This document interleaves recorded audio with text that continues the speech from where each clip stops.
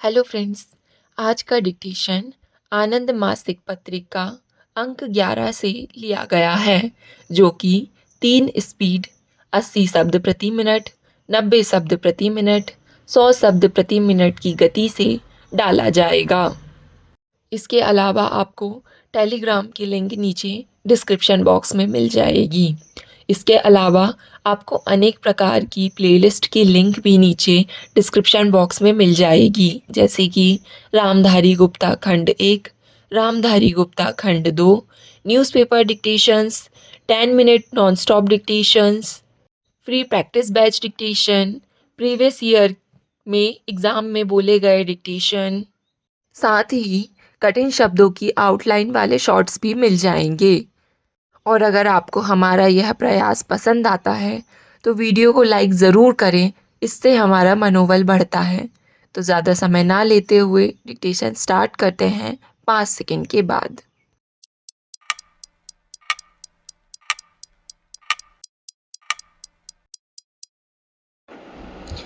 आदरणीय महोदय, इस शांत मनमोहक स्थान पर आकर गुरुदेव और उनकी मधुर कविताओं को स्मरण करके बाहरी दुनिया की समस्याओं को भुला देने वाली इच्छा होती है, लेकिन गुरुदेव ने स्वयं इन समस्याओं से कभी मुख नहीं मोड़ा और उन्होंने इनके बारे में क्षोभ से शक्तिशाली भाषा में लिखा भी। पिछले वर्ष मुझे कई देशों की यात्रा करने का अवसर मिला था। इन यात्राओं से न केवल मैं इन दूर देशों और वहाँ के लोगों के बारे में अधिक जान पाई, बल्कि मैं अपने को भी तटस्थ भाव से देख पाई, जैसे अंतरिक्ष यात्रियों को ऊपर से सारी दुनिया पूरे रूप में दिखाई देती है। बहुत कुछ उसी तरह हम अपने को भी यदि कुछ दूरी से देखने का प्रयास करें तो ज़्यादा अच्छी तरह समझ पाएंगे। दक्षिण अमेरिका में मैंने देखा कि गुरुदेव की वर्षों पहले की यात्रा का वहाँ के शिक्षित लोगों पर कितना प्रभाव पड़ा था।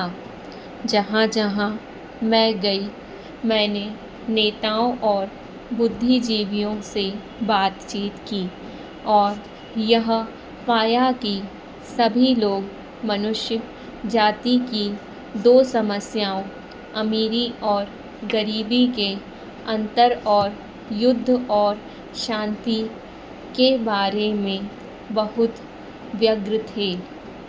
वास्तव में हिंसा और युद्ध की समस्या गरीबी अमीरी की विषमता से किसी सीमा तक जुड़ी हुई है, क्योंकि ऐसी विषमताओं से ही तनाव पैदा होता है।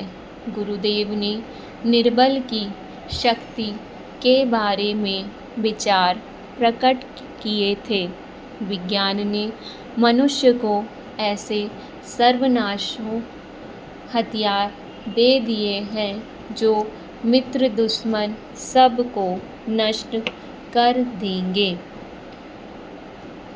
हथियारों की होड़ और अधिकाधिक भयानक हथियारों के आविष्कार के कारण आज दुनिया में यह स्थिति आ गई है कि इस बात का भय ही परमाणु युद्ध को रोके हुए है कि जो पक्ष इन अस्त्रों का प्रयोग करेगा वह भी जवाबी मार से बच ना पाएगा। शक्तिशाली देश अब इस बात को समझ रहे हैं कि जितनी अधिक शक्ति होगी उतनी ही कठिनाई उसको इस्तेमाल करने में होगी। इस प्रकार का भयंजन्य संतुलन भी स्थायी नहीं हो सकता। एक नासमझी या बेवकूफ़ी के कदम से संसार का सर्वनाश हो जाएगा। शक्तिशाली देशों को यह भी पता चल गया है कि उनकी सैनिक शक्ति से ना तो उनके देशवासियों को संतुष्टि मिली है, ना उनकी घरेलू समस्याओं का ही समाधान हो सका है।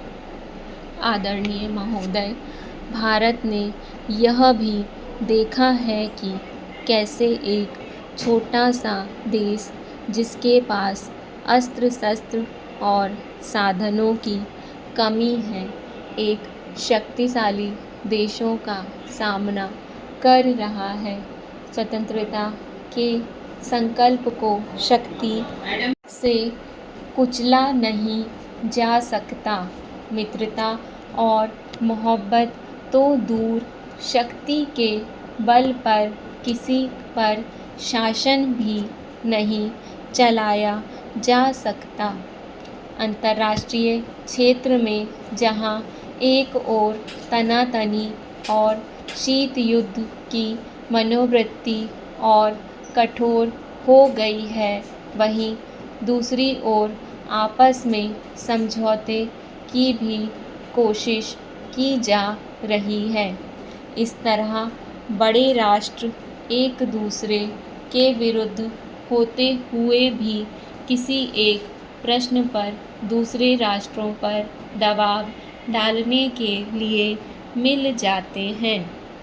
बहुत से देशों में हिंसा और युद्ध के समर्थन की नई प्रवृत्ति कुछ युवा लोगों में है, चाहे वे किसी भी वर्ग के हों। इस प्रकार वे समाज की रूढ़ियों से विरोध प्रकट कर रहे हैं। हमारे देश में भी ऐसे तत्व पैदा हो रहे हैं। कुछ लोग तो स्वभाव से अराजकतावादी हैं और कुछ दूसरे देशों की हवा में बह रहे हैं। मुझे यह जानकर बड़ी परेशानी हुई कि अभी-अभी कोलकाता में एक पड़ताल की गई, जिसमें वहाँ से कुछ विद्यार्थियों ने हिंसा में अपनी आस्था प्रकट की है।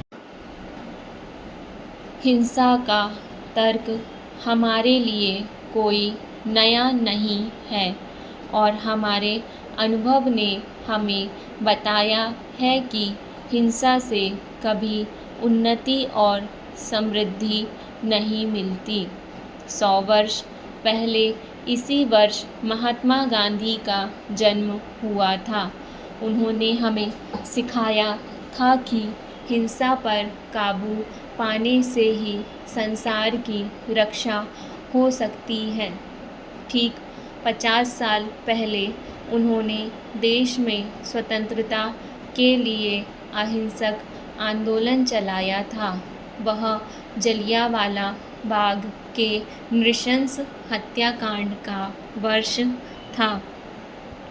उसी वर्ष गुरुदेव ने भी सर की उपाधि वापस करके अपने को साम्राज्यवादी सम्मान की बेड़ी से मुक्त किया था।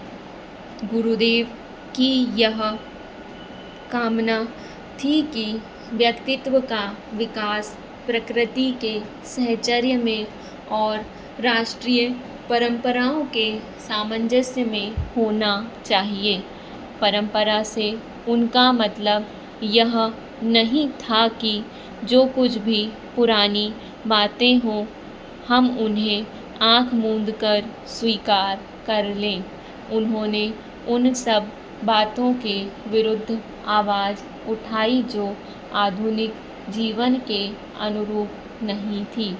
उनका मत था कि जब हम आपस में सामंजस्य रखेंगे, तभी हम अपने वातावरण और अपनी प्रकृति से सामंजस्य प्राप्त कर सकते हैं। डिक्टेशन पसंद आए तो वीडियो को लाइक तथा चैनल को सब्सक्राइब ज़रूर करें और वीडियो को ज़्यादा से ज़्यादा साझा करें। धन्यवाद।